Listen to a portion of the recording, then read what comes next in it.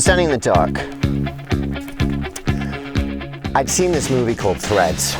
I don't know if they had it over here, but I was back home at the time because my family lived there.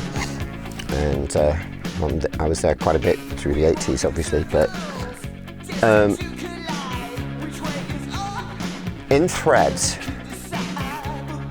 it was this horrific view of a post-apocalyptic world. I mean, the bombs had actually gone off. The fear that we had was realized in this film. Nuclear fallout. There was literally, you were completely screwed. I do recommend anybody watching this movie, Threads. It was a BBC film, and it was a really long one. It could have gone over 2 nights. It might have been like 2 hours one night and 2 hours the next night. And as these people trying to find their way through and survive after everything had been destroyed, it was so realistic. What was interesting about it is the nuclear fallout, right? So a couple of days after that, I was in Toronto to record this, well, not particularly this song, but I was still engaged in writing the lyrics.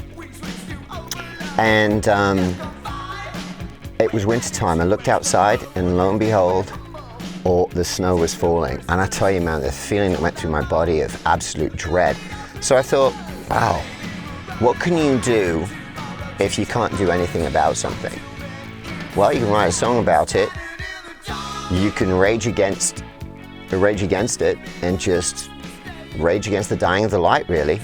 And back then, we all really thought that at any moment we're done for.